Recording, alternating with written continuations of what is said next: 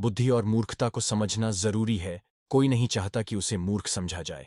एक मूर्ख ऐसे कार्य करेगा जिससे उसके जीवन में शर्मिंदगी, उपहास और निंदा आएगी।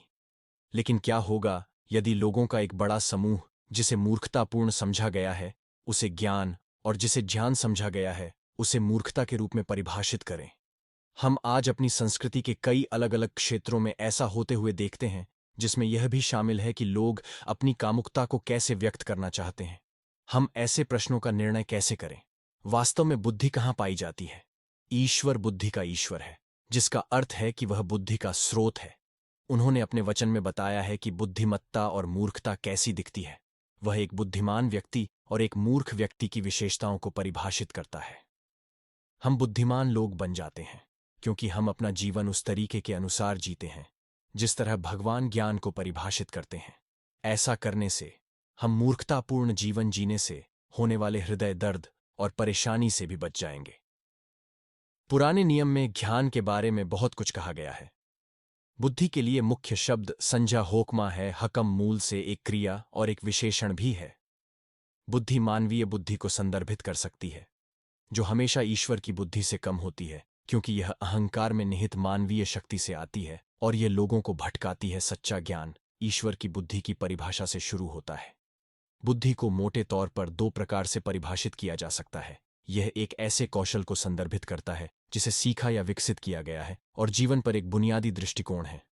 किसी कौशल की पहली परिभाषा जो सीखी जाती है उसे भगवान द्वारा दिए गए उपहार के रूप में भी देखा जाता है। तंबू को बनाने और सुसज्जित करने के लिए आवश्यक कौशल को बुद्धि कहा जाता है। इसमें कलात्मक डिजाइन तैयार करने की शिल्प कौशल शामिल है।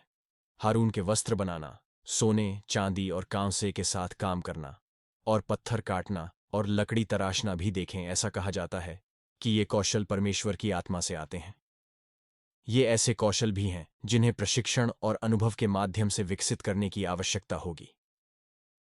सुलेमान ने विशेष रूप से इस्राएल राष्ट्र पर शासन करने और न्याय करने में सक्षम होने के लिए ईश्वर से बुद्धि मांगी। नीतिवचन की पुस्तक में बुद्धि का तात्पर्य जीवन की कठिनाइयों से निपटने के कौशल से है। यह हमें जीवन में सही लक्ष्यों को प्राप्त करने के लिए जीवन की कठिनाइयों से बचने में मदद करता है। ज्ञान को परिभाषित करने का दूसरा तरीका जीवन के परिप्रेक्ष्य का वर्णन करना है। दो प्रमुख अंशभजन हैं। यहोवा का भय मानना बुद्धि का आरंभ है।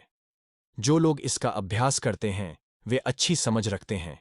और नीति वचन, यहोवा का भय मानना ज्ञान का आरंभ है। मूर्ख बुद्धि और शिक्षा का तिरस्कार करते हैं। जीवन के प्रति जो दृष्टिकोण ज्ञान के साथ आता है वह प्रभु का भय है। डर शब्द का अर्थ किसी चीज या व्यक्ति से भयभीत होना हो सकता है। जब ईश्वर गड़गड़ाहट और बिजली के साथ सिनाई पर्वत पर इस्राएलियों को दिखाई दिए, जिससे पर्वत धुआं हो गया, तो लोग कांप उठे। उन्हें डर था कि वे मरने वाले हैं। मूसा ने उन्हें इन शब्दों से शांत करने की कोशिश की। मत डरो, क्योंकि परमेश्वर तुम्हारी परीक्षा करने आया है, कि उसका भय तुम्हारे सामने बना रहे कि तुम पाप न करो। इस श्लोक में डर शब्द का प्रयोग 2 बार हुआ है। मूसा ने सबसे पहले इस्राएलियों को परमेश्वर से न डरने की आज्ञा दी। वह उन्हें आज्ञा दे रहा है कि वे परमेश्वर से न डरें, भले ही उन्होंने उसकी राजसी शक्ति का प्रकटीकरण देखा हो। इसके बजाय उन्हें परमेश्वर का भय मानना चाहिए ताकि वे पाप न करें। मूसा ने लोगों को ईश्वर के प्रति श्रद्धा और सम्मान रखने के लिए प्रोत्साहित किया, जो उनके जीवन जीने के तरीके को प्रभावित करेगा। ईश्वर के प्रति ऐसी श्रद्धा उन्हें इस बात के लिए प्रेरित करेगी कि वे कैसे सोचते हैं और क्या करते हैं। इसके द्वारा वे ईश्वर का सम्मान करना चाहते हैं। उन्हें अपने सोचने के तरीके और जीने के तरीके को उस कानून के प्रति समर्पित होने के लिए तैयार रहना चाहिए जो भगवान ने उन्हें दिया है, और जीवन में हर चीज को उसके द्वारा निर्धारित धार्मिकता के मानकों के अनुसार आंकने के लिए तैयार रहना चाहिए। ईश्वर किसी व्यक्ति के जीवन का केंद्र बन जाता है जब वह ज्ञान के सच्चे मार्ग के रूप में ईश्वर के वचन की सच्चाई के प्रति अपना जीवन समर्पित करने को तैयार होता है। नीति वचन की पुस्तक ज्ञान के सच्चे मार्ग और जीवन जीने के निहितार्थों को विकसित करने के लिए इन्हीं विचारों का उपयोग करती है। भगवान का भय उस ज्ञान को प्राप्त करने के लिए केंद्रीय है जो ज्ञानपूर्ण जीवन जीने की कुंजी है। इसे ज्ञान की शुरुआत कहा जाता है, जिसका अर्थ है कि यह व्यक्ति के जीवन का पहला या नियंत्रित सिद्धांत है। बुद्धिमत्तापूर्ण जीवन जीने के लिए आपको प्रभु के भय से शुरुआत करनी चाहिए, लेकिन प्रभु का भय वह मूल दृष्टिकोण भी बना रहना चाहिए जिसके द्वारा आप जीते हैं।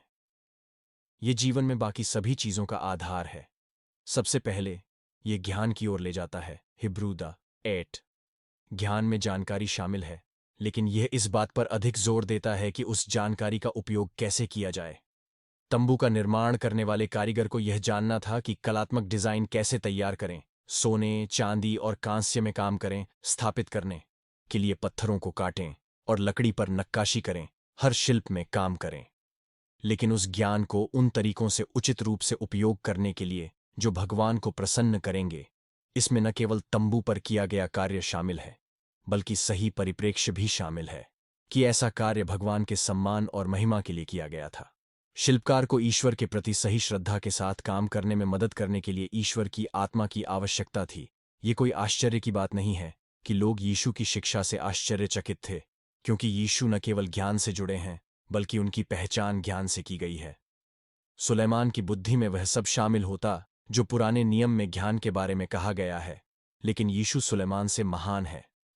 यीशु जो पूरा करने आया था, वह सुलेमान द्वारा अपने शासनकाल के चरम पर हासिल किए गए कार्यों से भी बड़ा होगा। यीशु के पास सुलेमान से अधिक बुद्धि है, क्योंकि वह बुद्धि है। प्रेरित पौलुस लिख सकता है कि मसीह में बुद्धि और ज्ञान के सभी खजाने छिपे हुए हैं।